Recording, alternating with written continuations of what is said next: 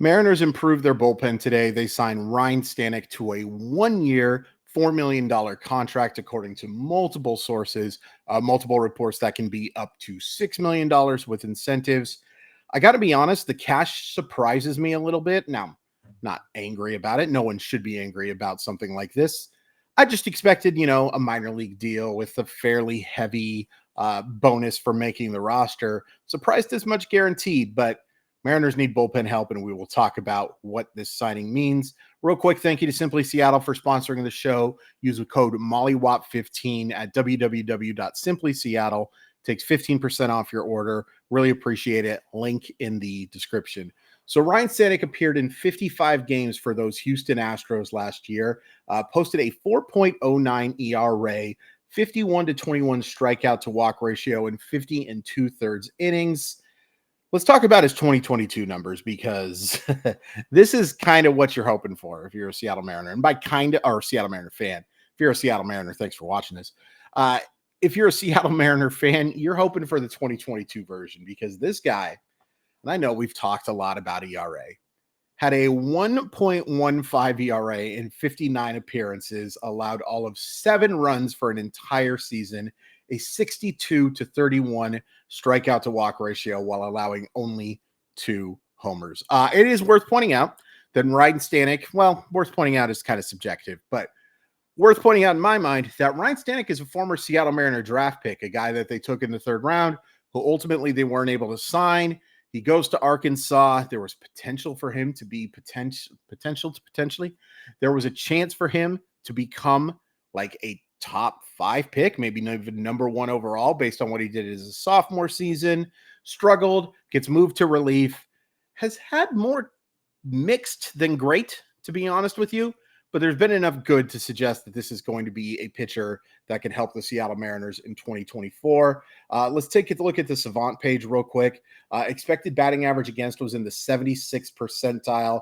Whiff rate in the 82nd percentile, but only a K rate of 23.9. Now, only a K rate of 23.9 is still a weird thing for me to say. But that whiff rate and K rate don't really correlate, and that suggests to me that there may have been some bad luck here. Some 2 strikes where they make some contact, maybe some weak contact, because the expected batting average is so low here. I would expect the strikeouts to go up. There are some reasons for concern on top of the fact there have been some mixed seasons. There's no question about it. And this is a 32-year-old. So we're not talking about a 26-year-old, who's on the up and up. We're talking about a player who's maybe past his prime. That doesn't mean he can't help. I'm just saying that there is just a good chance that he's only the version that we saw in 2023, helpful, but expecting the 2022 may be problematic, in part because you take a look at some of these other numbers. Hard hit percentage was in the 13th percentile, 44.3, does not generate a lot of extension, even though he's 6'4", 226 pounds. Looks more like a heavy metal lead singer than a starting pitcher, to be completely honest with you. Like, you've seen Ryne Stanek. You would probably clench your wallet a little tighter if you saw Ryne Stanek walking by you. He just has that look about him. He's probably a great guy. He just looks scary as all get out. Average exit velocity of 90.1 is well below average. Did not get hitters to swing at pitches outside of the zone very often. 27.4% is well below average.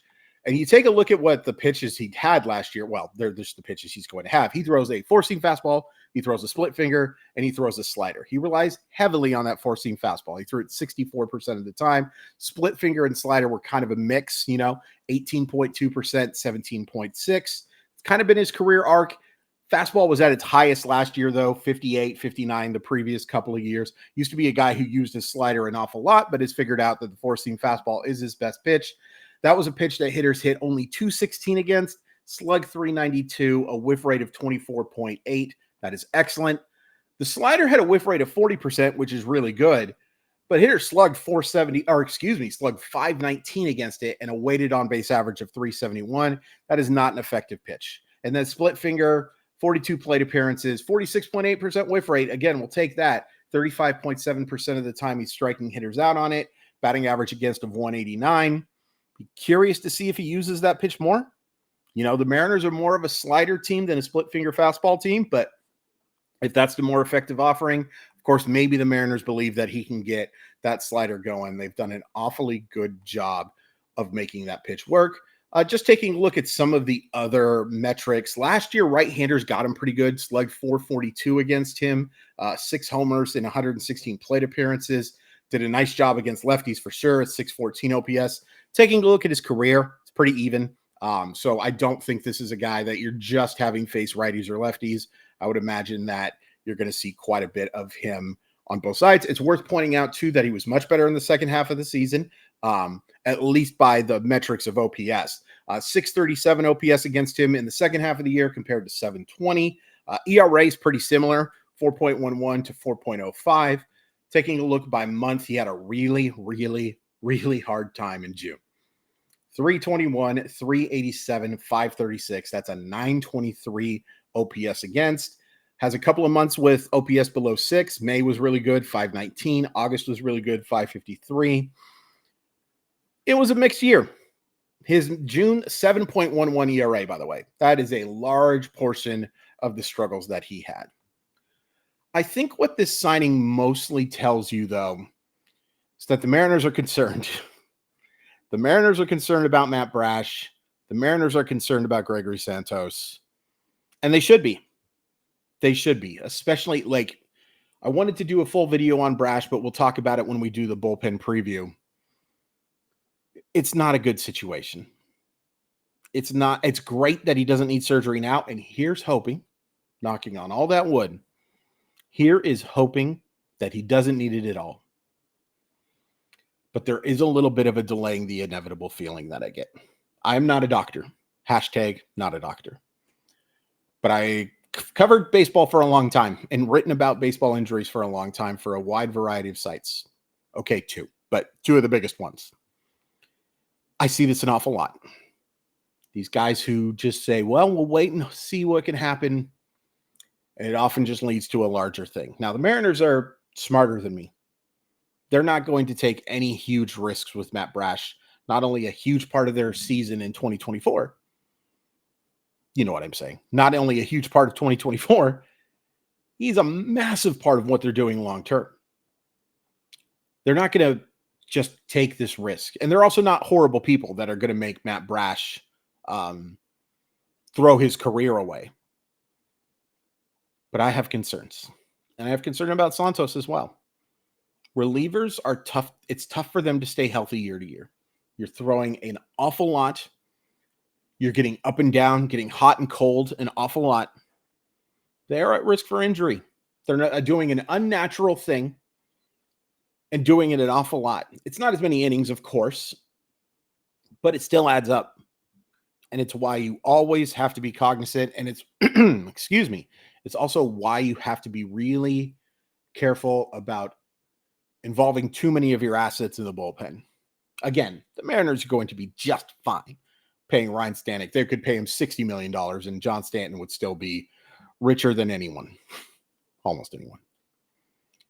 But you don't want to go too heavy in that because you just don't know what you're going to get year to year. So long story short, I like Ryne Stanek. I think he's a solid pitcher. Didn't realize I look like I have a V-neck because of the way I was sitting here. I think he's a solid mid-inning guy. Don't really trust him for high leverage. I think they may have to use him for high leverage. And in fact, I know they're going to have to use him for high leverage to begin the season. But he's solid. It does, I think, tell you, though, the fact that they're making this move, knowing how the Mariners have managed this type of stuff, I think it does tell you that the Mariners are concerned about this bullpen. What do you think? Are you excited to see Ryne Stanek in Seattle after so many years after being drafted? It is weird. Like, I remember covering that draft for Prospect Insider. Shout out to my buddy Jason Churchill. Just weird. It is weird to see that kind of contract from this team. It's not bad. It's not even close to bad. Just kind of weird. Please hit like. Please hit subscribe. Please keep watching everything I put out. Really appreciate the support. I'm using a new service. It's called Restream. So no longer having that StreamYard logo. All due respect to StreamYard, I just think this is going to be a little better. But if you see some weird endings to videos or weird beginnings, it's because I'm not quite used to it. And also, I'm not very good at this. But yeah, Ryne Stanek, tell me what you think.